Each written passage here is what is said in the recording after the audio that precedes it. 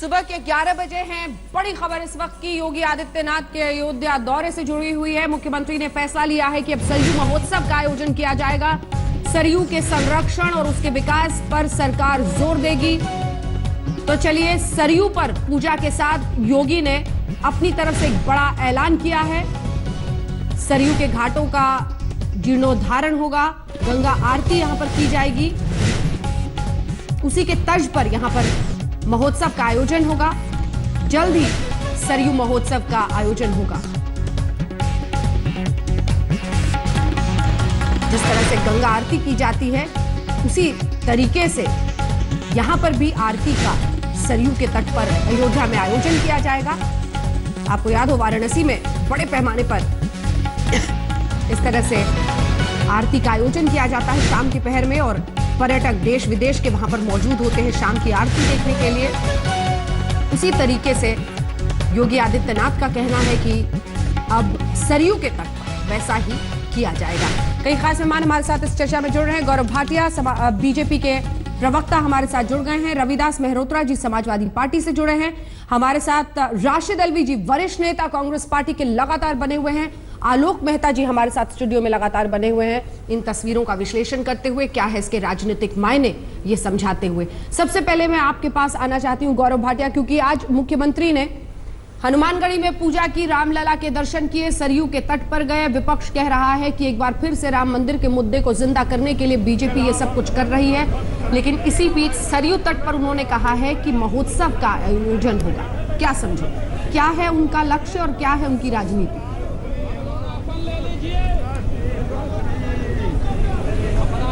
योगी आदित्यनाथ जी का लक्ष्य है कि उत्तर प्रदेश की 22 करोड़ की जनता का विकास हो, सबको साथ लेके चले, जो भारतीय जनता पार्टी का नारा है, सबका साथ सबका विकास। और मैं एक बात जरूर कहना चाहूंगा, इतने बड़े संवैधानिक पद पे श्री योगी आदित्यनाथ जी हैं, उनको अपनी जिम्मेदारी का पूरा एहसास है। और दुखद यह है कि पिछले 15 सालों में कोई मुख्यमंत्री अयोध्या नहीं गया, किसी मुख्यमंत्री ने सुध नहीं ली अयोध्या की, फैजाबाद की।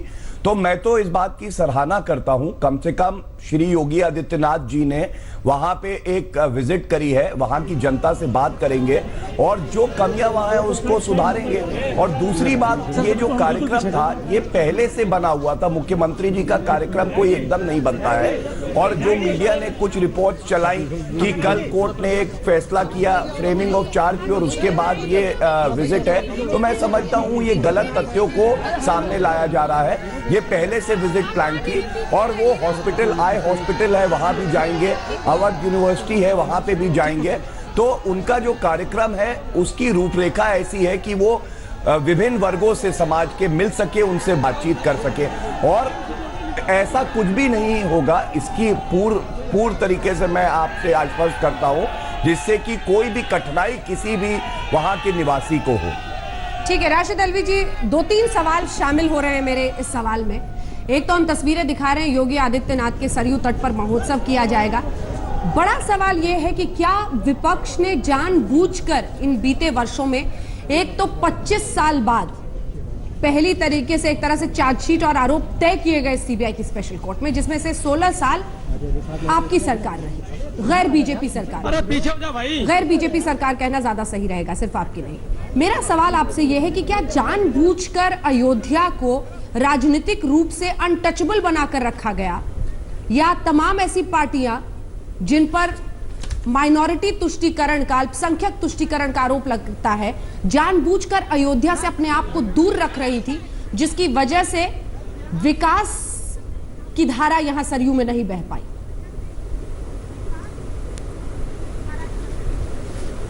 देखिए, विकास की धारा तो ना अब बह रही है, चाहे दिल्ली के अंदर प्रधानमंत्री नरेंद्र मोदी हों और यूपी में योगी हों। लेकिन जहां तक आप विपक्ष का ताल्लुक है, देखिए जो मुकदमा चल रहा है अडवाणी जी और उन तमाम लोगों के खिलाफ, वो सुप्रीम कोर्ट का आदेश है, इसका विपक्ष से कुछ लेना देना नहीं है। उनके खिलाफ चार्जेस फ्रेम हो चुके हैं। इसके बावजूद उमा भारती कैबिनेट मिनिस्टर बनी हुई हैं, चार्जेस फ्रेम होने के बावजूद। आज बड़ा सवाल यह है कि जो मामला सुप्रीम कोर्ट के अंदर है, उसका मजाक बनाया जा रहा है।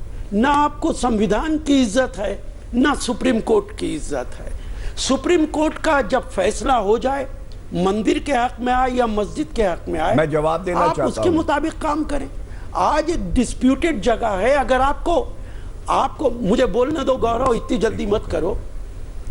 डिस्प्यूटेड जगह है, लेकिन अगर आपको पूजा करनी थी, खामोशी के साथ जाते, खामोशी के साथ पूजा कर लेते, कौन मना करता। लेकिन आज देश का हर चैनल योगी को दिखा रहा है कि पूजा करने जा रहे हैं। ये राजनीतिक फायदा नहीं उठा रहे तो क्या कर रहे हैं आप राजनीतिक फायदा उठाने के लिए वहां गए। आप खामोशी के साथ जाते, पूजा करते, किसी को एतराज नहीं होता। पर ये खामोशी की बात तो करते नहीं ना राशिद जी। मैं आपको टोक रही हूं सर, 1991 की भी तस्वीर हम दिखा रहे हैं। कल्याण सिंह 1991 में शपथ लेने के बाद गए थे, वो तस्वीर भी हम दिखा रहे हैं और योगी की भी दिखा रहे हैं। इन्होंने तो जो किया है सामने किया है, और आज तो एक तरह से आप कह सकते हैं भगवा रंग में योगी आदित्यनाथ वहां पर गए हैं और खुलकर पूजा कर रहे हैं, विकास की भी बात कर रहे हैं। तो बीजेपी ने कभी इसको छिपाने की तो कोशिश की नहीं, वो तो प्रत्यक्ष रूप से आगे। सवाल तो ये है कि कांग्रेस की क्या विचारधारा रही है, और कांग्रेस या समाजवादी पार्टी ने क्यों अपने आप को हमेशा दूर रखा? सवाल बीजेपी के नेताओं का नहीं है, सवाल देखिए समाजवादी ने क्यों दूर रखा, इसका जवाब तो गौरव भाटिया ज्यादा ठीक दे पाएंगे। लेकिन जहां तक कांग्रेस का ताल्लुक है, कांग्रेस सुप्रीम कोर्ट का इज्जत करती है, कोर्ट की इज्जत करती है।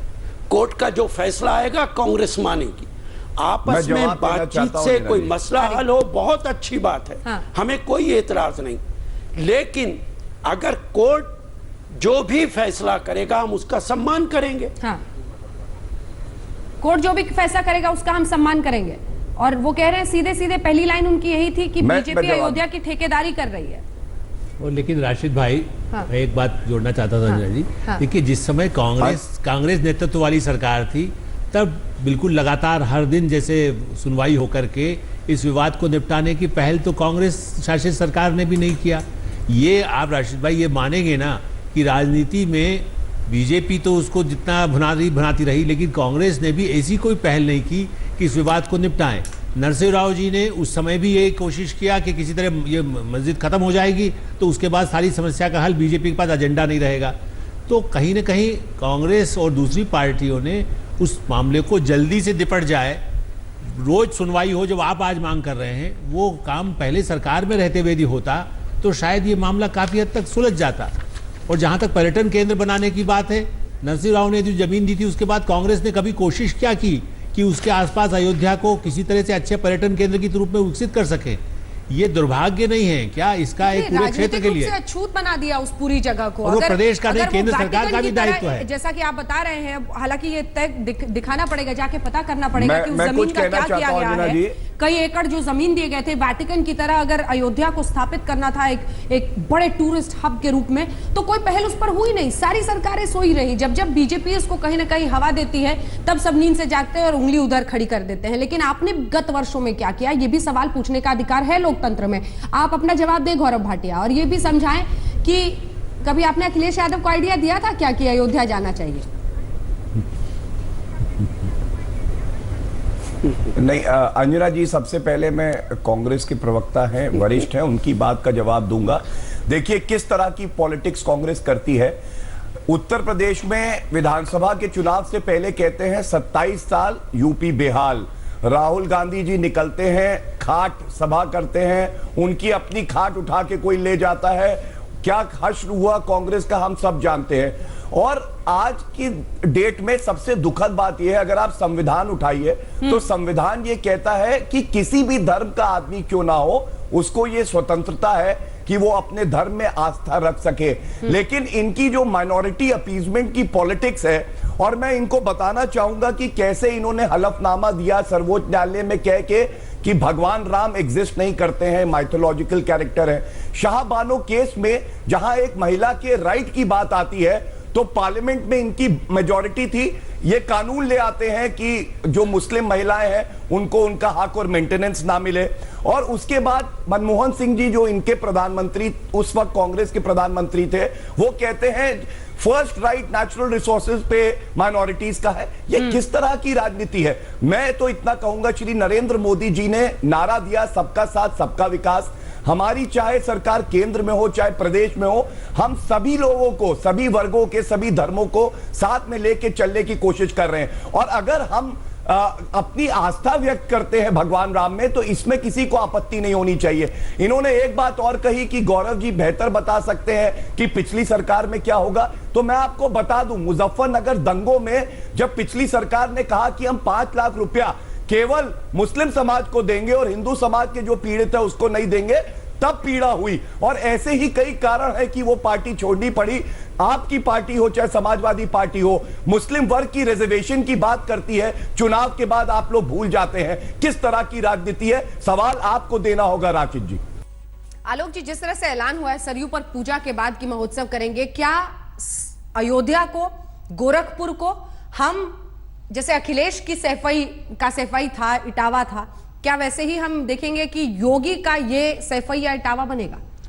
निश्चित रूप से अन्ना जी, मुझे लगता है कि ये पूरी तैयारी जिस ढंग से है, बल्कि आपने यदि ध्यान दिया हो तो कल परसों में ये भी भाजपा के मित्रों ने कहा है कि हम इसे वेटिकन की तरह बनाना चाहते हैं। वैसे ये अलग बात है कि उनको वेटिकन से तुलना इसलिए नहीं करना चाहिए कि वेटिकन के लिए अलग से ही उसे देश के रूप में माना जाता है, उसे उस तरह डिप्लोमेटिक रिकग्निशन मिला हुआ है।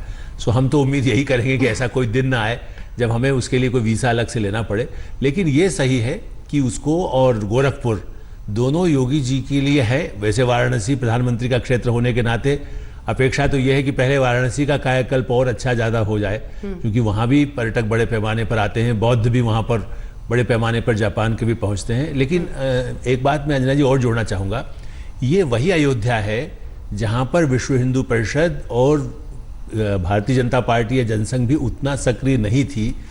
1976 के आसपास में खुद उस समय पूरा रिपोर्टिंग करने वहां गया था, कई पूरे पृष्ठ, और मनोहर श्याम जोशी, अमृतलाल नागर जो साहित्यकार थे, सेक्युलर साहित्यकार, उन्होंने खुदाई के लिए महीनों महीनों वहां खड़े रहकर काम किया। तब वहां बिल्कुल सन्नाटा होता था, कोई पार्टी के नेता नहीं जाते थे। मंदिर में सही है कि ताला लगा था, लेकिन उसके आसपास जाने पर हमारी आज भी यदि पुराने अखबार मैगजीन उठा के देखेंगे तो दिखेगा वहां पूरा जंगल जैसा लगता था, कुछ नहीं था। लेकिन राजनीति ने लाया, और अब चलिए अच्छा है उसे पर्यटन केंद्र बनाए, लेकिन विवाद का केंद्र न रहे। जितनी जल्दी हो उस पूरे क्षेत्र का विकास हो। वहां कहीं और धार्मिक स्थल भी आसपास हैं, दूसरे धर्मों के लोग भी हैं, उन सब का भी सम्मान होगा। तब असली में जो नारा देश भारत के लिए कहा जा रहा है वो तब सार्थक होगा। बिल्कुल। 5 तस्वीरें आपको दिखाते हैं। आज योगी आदित्यनाथ अयोध्या पहुंचे हैं, अलग अलग जगहों पर हनुमानगढ़ी में पहले हनुमान जी के दर्शन किए। अयोध्या जो वहां पर लोग हैं उनमें जबरदस्त उत्साह है इसको लेकर। सरयू तट पर उन्होंने पूजा की और रामलला के भी दर्शन किए।